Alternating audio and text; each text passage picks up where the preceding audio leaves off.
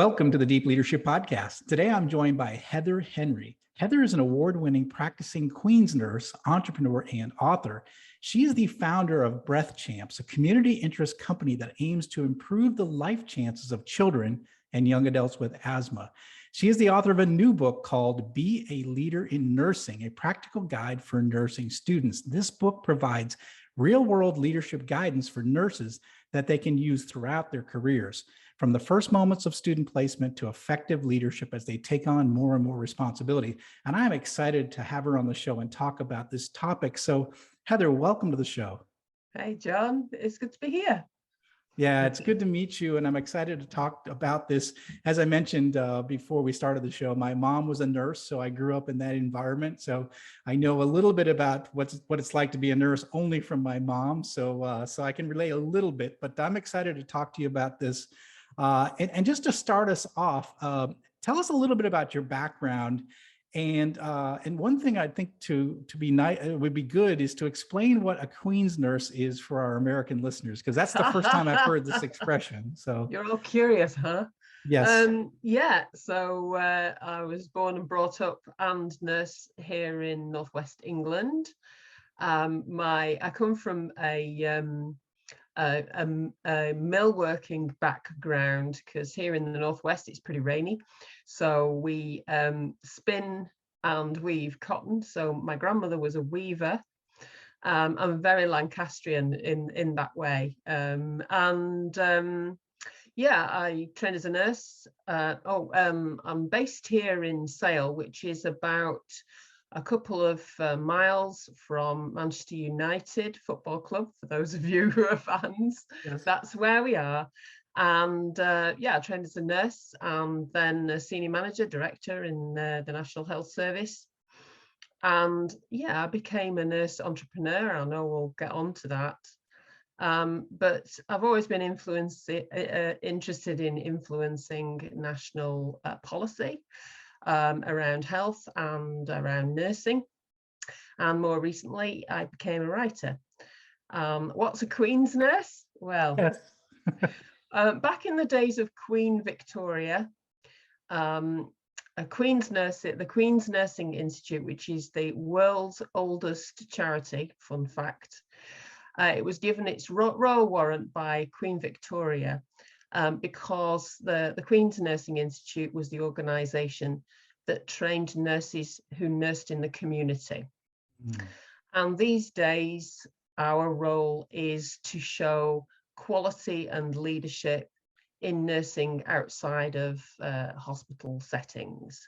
So we're here to champion the idea that health is made at home and hospitals are for repairs. So I'm a huge champion of that. There's about 1,000 of us in England. There's about 200 and odd of us in Scotland, Queen's Nursing Institute Scotland. And we do lots of things like this. We do a lot of speaking out. Our opinion is sought about all things community. Okay, excellent. So you're very rare. So you're a rare person to have on this show. Then one of the few. Very rare, but it is no surprise really that we make our way to places that perhaps others don't reach. Oh, that's fantastic. I love this. And so I was going to talk to you a little bit about your career. When I was looking, you started as a nurse and practicing nursing, and then you found your way moving up into more management and leadership roles. You transform yourself from a doer to a leader. How did you see that shift occur in your career, and why did you see yourself leaning more towards the influence, as you mentioned earlier, influencing versus just being a doer, more towards the leader and the influencing side? Oh, yeah. Well, I've got to say that my understanding of leadership and how it might have differed from management for many, many years was particularly poor. So my becoming a leader and being seen as a leader was a bit of an accident, shall we say. Yeah, I went up the traditional career ladder, and I started off in leading within communities, as we might expect. I did my hospital nursing, and then I went to work in a general practice, a doctor's office, I think you might call it. In the days when our GPs, our general practitioners, didn't really employ a lot of practice nurses. It was a little bit sink or swim. This is in the early 90s. And I went from there to support general practices to employ nurses. So I think that was probably what I might have seen as a leadership position, kicking general practitioners under the table when they were interviewing nurses, and setting standards, and developing training practices for my colleagues and things like that. I guess I've always been a supporter of the underdog. I think that's probably me. And my development was through the Open University. I did my master's in business administration through the Open University, one of the finest inventions ever, enabling people to develop no matter where they are in life. And then I was made redundant, compulsorily redundant, when I was at board level. And it's fair to say that I have always thought differently about things. And in the NHS, I was either promoted for that, or sometimes I got into trouble for thinking differently. Yes. I think it's more valued now in the National Health Service than it was. But at the time, I could be seen as slightly disruptive. And at the time, I was seconded to an organisation for innovation and improvement. And at the same time, I joined a national body which was led by general practitioners, although it had all sorts of people in it, to try to influence the NHS England, our policy and strategy bodies, around the importance of healthcare in the community.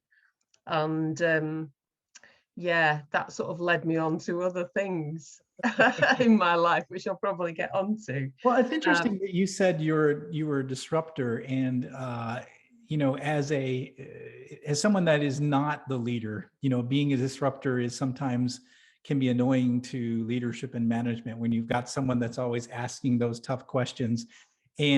But it's funny because I always say that those people that you find that are doing that, ones even that are complainers or challengers, is they actually want to see things get better. And so I tend to listen to those people a little bit more, because they tend to be the ones that have the ideas and they want to see things improve. And it's interesting to hear you say you were a disruptor and you probably had to go find a place where you could be disruptive and where that was valued versus where you were at the other location. Yes, that's right. You would know, as a leader yourself, that it's useful to have different voices within your team. Diversity is really important. I think here in healthcare in the UK, we appreciate that now, but there were times in the past where that perhaps didn't happen. I can imagine, yes. So you took, and this is really neat, you took an entrepreneurial path. You call yourself a nurse entrepreneur, which I think is really cool. And you had one organization, and now you've got this other organization. Is it two that you've formed in your career? Okay. Yes. I have two companies. Okay. So originally, I received a redundancy payment, and I didn't go out and blow it. I just saw that as a safety net to do what I wanted to do, what I thought was the right thing to do. So my redundancy gave me freedom. A lot of people talk about redundancy as being an ability to think, to go in a different direction. That was certainly happened to me. I was on secondment at the time to a national body in the NHS that was dealing with innovation and improvement. And I ended up on a national program. I was trying to avoid redundancy by going on secondment. Didn't quite work. And but it was the national program on health inequalities, and it was a sort of flagship project. And I met some amazing people. I was working right across England at the time, various parts of England. And I met a health visitor. You don't have health visitors, but basically a public health nurse. And she had helped her community to transform itself. She's called Hazel Stuteley, and you can see her speaking on TED. if you want to see her work. And when I met her, I recognized a kindred spirit in terms of how she enabled communities to become better. And she didn't nurse them. She just gave them the space and the ability and the voice to actually organize themselves, because you have a lot of community organization over in the US. You had it, I think, before we did. And I apprenticed myself to her, and I started off as a consultancy at first. That was my first business, and basically hiring myself out as a manager for hire, until I realized that I could probably get work doing what she does, going into communities and supporting them, the most disadvantaged communities, and seeing if I can help them to transform. And that's what I did. It was really very hard, I've got to say. And the BreathChamps came much later, but I'm sure we'll get on to that. So you spent, you've had that business for a long time then? Yeah, 2011, I came out of the health service, and I set up the business because it was an employment vehicle for me initially, until I discovered that I could sell my ability to think differently. I call myself a nurse entrepreneur to be slightly disruptive, because so few nurses, certainly in this country, would use that title. And why can't nurses be entrepreneurial? There are lots of us, but they will say they run a beauty business or they've opened a care home. They wouldn't really call themselves entrepreneurial, but they are. Mm. You know, it's interesting you say that you were a bit of a disruptor. We might even call it a maverick over here. And you went in your own direction. You put up a sign and said, "This is my company. I'm going to do this my own way." Do you feel that part of your personality, whatever that is, however you're wired, made you successful as an entrepreneur? Just the idea that I'm going to do things different and I'm going to set my own path and I'm going to be a disruptor. Do you think that has led to success as being an entrepreneur? I didn't set out to be disruptive. When I joined the NHS Alliance, which is the national organisation that I eventually came to chair, I went because I was passionate. And I see this a lot in nurses and in nurse leadership. They don't realise that they are leading. They are passionate and they are value driven. And that's what I am. And if I disagree politely with NHS England or Public Health England or anybody else, then I will, as politely as I can, explain why. And that has attracted people. Sometimes I'm seen as one of those inspirational leaders, oh goodness, which I don't like to think of myself as. My job is to champion the underdog and to give them voice. But I usually say that I start off at the front and end up at the back. So I'll maybe start the conversation, and then as soon as possible, I'll try and put the people that know best. So I've worked with fathers facing disadvantage, or certainly children who've had bad respiratory problems, which is my current thing, towards the front, and I'll try and leave them to it, support them, give them confidence. The only thing I inject these days as a nurse is confidence for those communities. That's how I see it. But that's so I don't deliberately go out and be disruptive, but I am the daughter of a hairdresser and a salesman, so I think it's, I can talk. I love it.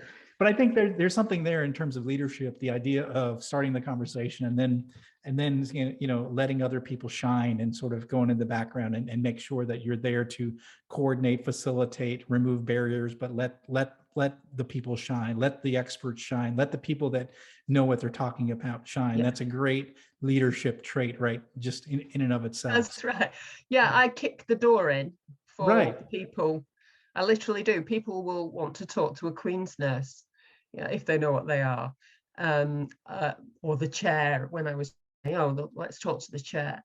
I'm not the person, am I? It's what Simon Sinek says in his famous TED talk. You know, it's not being in charge. It's about caring for the people in our charge. Well, I'm not 100%. technically in charge of various people in communities, but I can give them voice, and then I have to shut up.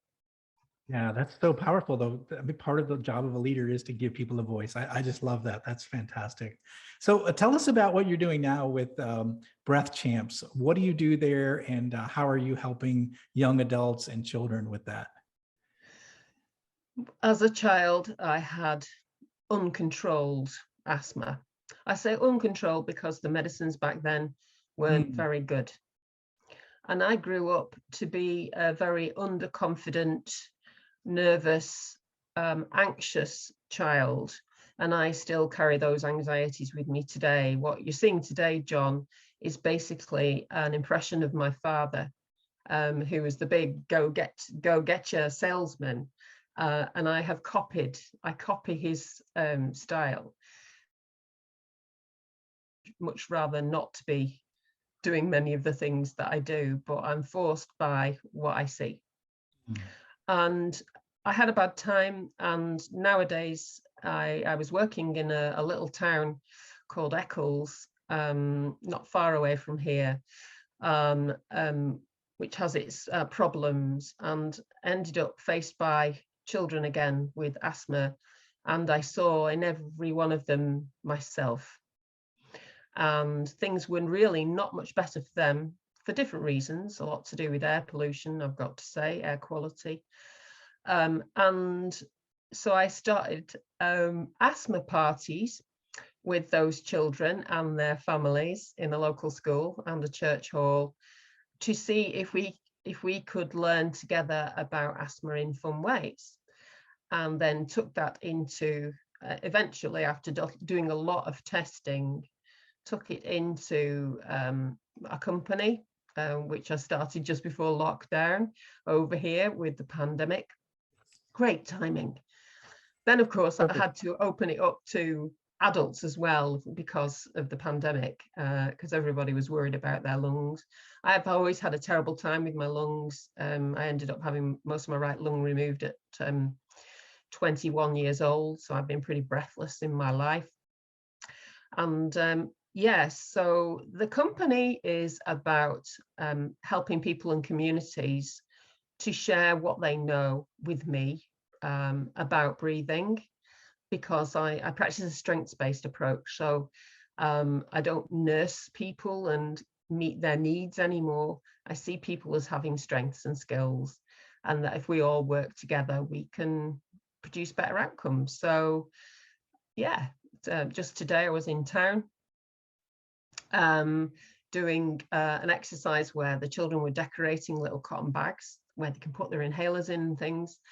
And we were doing mass demonstration of inhaler technique right in the middle of town. Yeah, it was well received by my town sale, because I'm trying to make it the country's first breath-friendly town or asthma-friendly town where we all look out for each other. I've no idea whether this will work, but you've got to give it a bash. But You probably get the idea. I love what you're saying, and I love what you're doing, because what you said, and I never really thought about it too much, was the effect of having asthma as a child, how that affects you over your lifetime in terms of confidence, and I'm different than other people, and all these things. And so what you're doing is saying to these children and these young adults is you're not different. There is plenty of other people like you, and let's learn from each other. Let's share best practices. Let's show that they're not alone in this struggle. And I really like that. And that's that can be powerful, especially for young people, and to give them confidence and say, okay, well, I have this condition, but it doesn't limit where I can go in my life. And that's what I think is powerful about what you're doing. Yes, there's a big emphasis in certainly nurse leadership around authentic leadership, to being able to share your story, to be able to share your weaknesses and your failures as much as your successes. So I go to a pretty tough school, up here in Northwest England, and I've got 14-year-olds, a tough crowd in front of me, and I want to ask them if they will volunteer and help me. And I tell them my story. I've not told it all here, but it was pretty horrible when I was in the first few years of my life, and think that they would completely diss me. And then when the teacher asked how many would volunteer to work with me, I got about half of them to say that they wanted to work with me. And I think that is the value of authentic leadership. Yes, absolutely. You seem real and relatable when you're not perfect. We always say, as leaders, we want the perfect employee. Well, we know that there's no such thing as a perfect employee, but there's also no such thing as the perfect leader as well. So when you share your scars, your bruises, and the struggles you've had throughout your career, you become real to people and relatable versus the perfect boss in the corner office that's never made a mistake in their lives, right? And I think that's really powerful. Authenticity, being real, being genuine, and showing all of your battle scars is, I think, the right way to approach leadership, and something I certainly advocate as well. So that's good to hear that you're doing similar things and finding success with that as well. So at least relating to people, especially 14-year-olds. That's got to be 14-year-old girls, which is hard. Oh, they were boys. They were all boys. Oh, they're boys too. Part of Army cadets. Okay. They have an Army cadet detachment in the school. Yeah. I thought I would get no audience with them, really, and I was wrong. Yeah, that's great. And I think a lot of it was because I told my story. I think that's great. So let's talk about your new book, Be a Leader in Nursing. Why did you write the book? And it sounds like who it's for is for the nurses, but generally, who do you expect the audience would be for this book? Yeah, I was approached by the publisher Elsevier. I'd already written a chapter for a book for charity from the troupe that I'm alongside, which is general practice nursing, how to survive general practice nursing, because it's still quite tough. And I was specifically asked, would I write it for nursing students? So this is entirely for nursing students. And why? Well, first of all, there is no book on leadership for nursing students. Can you believe that, John? I can 100% believe that. It's sad because leadership is left out of many programs of study. And I have a lot of degrees myself, engineering, business, and leadership was never part of it. So it was just sort of left out, Yeah. So what the National Health Service was noticing was that students were doing 3 years undergraduate, and then they were registering and then finding that not only did they have to cope with being the registered nurse, that they also had to cope with leading and not having any training in it. And so Health Education England, NHS England was saying, well, basically, and the other 3 nations of the UK, not just England, we really need to put this education into undergraduate nursing studies. And at the same time, the same charity I mentioned, the Burdett Trust for Nursing, which is huge here, worked with the Council of Deans of Health. So all the universities that train people in healthcare come together, and they did a 3-year program, which is still ongoing, called 150 Leaders. And they were recruiting nursing students and other professions allied to medicine, like physiotherapists and radiographers and dietitians, and putting them through an education program. And at the same time, our regulator, the Nursing Midwifery Council, were defining the proficiencies in leadership. So I wrote it around all of that to be a written guide, really. Why do you write a book on leadership for nursing students? Well, we are the biggest profession. Yes. There are just just under 700,000 nurses in the UK. So, and we play a big part in shaping health and care, but we can be overlooked.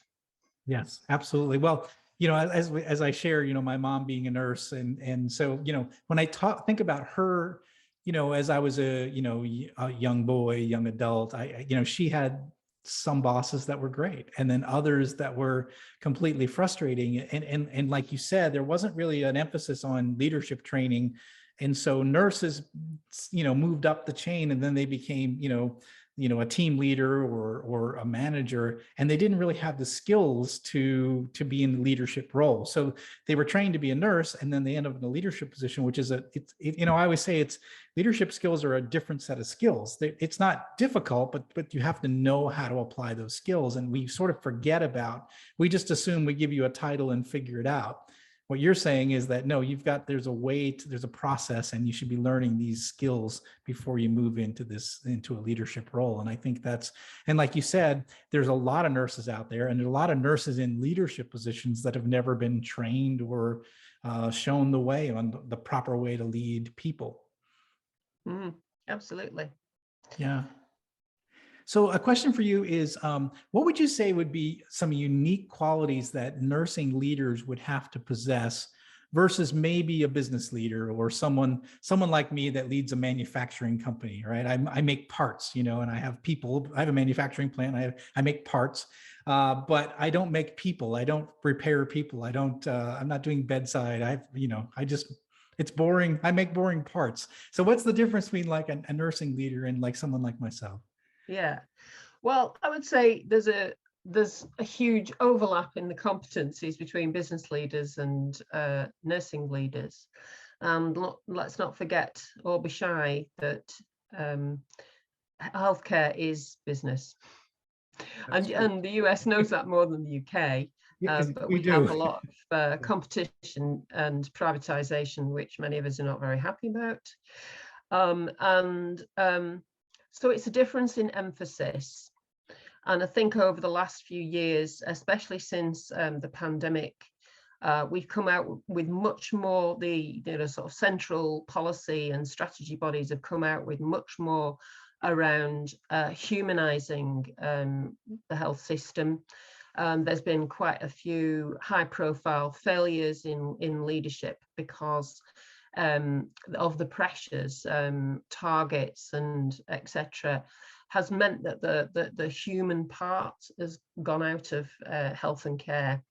And so I would say that the key competencies for nursing or healthcare, as opposed to big business, would be compassionate leadership. So that's a big push for us over here. And so when we're talking about compassion, it is defined. So they're talking about being present with those who we lead, and listening with fascination, which I think is one of your writers, Nancy Klein, talks about listening with fascination. I love that. I've never heard that expression, listening with fascination. I love that. Yeah, so I think it's Nancy Klein, and I think she's American. So thank you for Nancy for that. She's been collaborating with some of our professors over here, principally Michael West, okay, who, if I had to choose another father, mine's gone, it would be Michael West. And so attending to people and trying to understand the challenges, because there's absolutely huge challenges, as we know, in healthcare at the moment. So trying to understand that, empathizing with those that we lead and helping them to lead, as Simon Sinek always says, looking out for the people in our care and not necessarily being the one at the top shouting the orders. So the emphasis now for us nurses is on what's called distributive leadership. Now, when I wrote the book, I wrote it alongside student nurses. So that because I practice a strengths and an asset-based approach.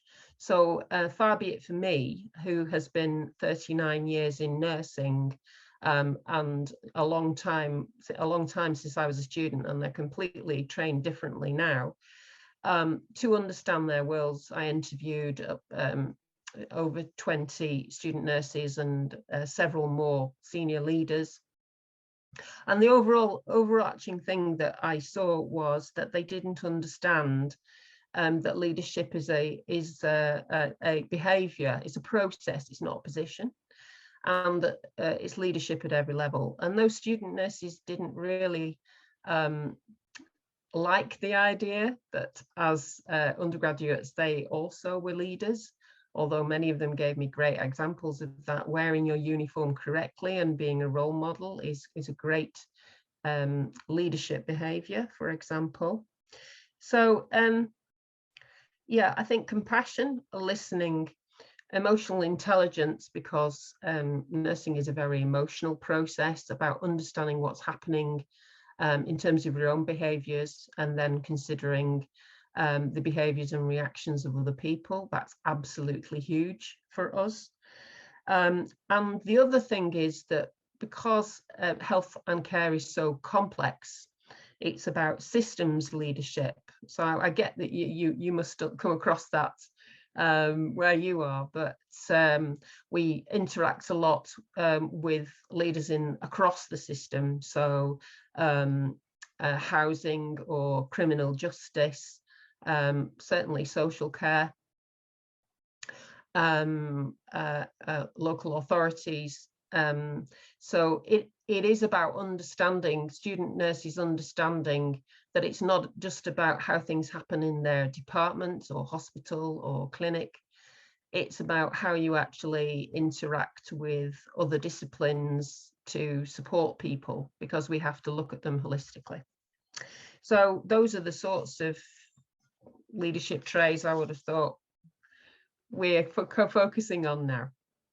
Yeah, that's fantastic. I mean, I think those apply a lot to what, to a business leader as well. But I think there's a part of there where you're dealing with life and death situations that we don't deal with, that, what you mentioned, being empathetic and seeing, where people are at and how they react to, the stresses of the job, which is life and death, that I think is probably really unique to nursing. That would be not something that we would have to deal with on a regular basis. So I can appreciate that being a very important aspect of it as well. So this new book, when does it come out? It's coming out on the 15th of May. You can buy it online at the, the e-version at the moment, but the paperback's due out 15th of May. Okay. So Amazon. Yeah, so just look at Heather Henry nursing. You'll probably see me there. Yeah. Oh, that's fantastic. So if people want to reach out to you, or if they want to find out more about you and the new book, what's the best way to do it? Well, if you Google my name, I'm everywhere. But there's Heather French Henry, who's a model and everything. There's somebody who does horror makeup, and there's me. So don't get us mixed up. Okay. Yeah, I'm at Heather Henry 4 on Twitter. BreathChamps is on Twitter and Facebook, and I have a blog called Diary of the Disruptor, if you really want to know. Yes, you're a disruptor, and you write about it. I love that. Heather, this has been a great conversation. I really appreciate it. And I wish you the best of luck in the new book. And those of you listening in, leaders, this is a great resource, especially if you're in the medical community, that leadership is not just something for business. It's not just something for, nonprofits and what have you. Healthcare is a big part of it. There's leaders at all level in healthcare. Nurses play an important role in that. So Heather, I appreciate you writing this book and sharing your thoughts with us today on the podcast. So thanks for being on the show. Thank you very much. Well, thanks again. Well, that's it for today. Thank you for listening to Deep Leadership. If you like this podcast, please subscribe and share so we can continue to build a world with better bosses. Until next time, this is John Rennie saying take care and lead well.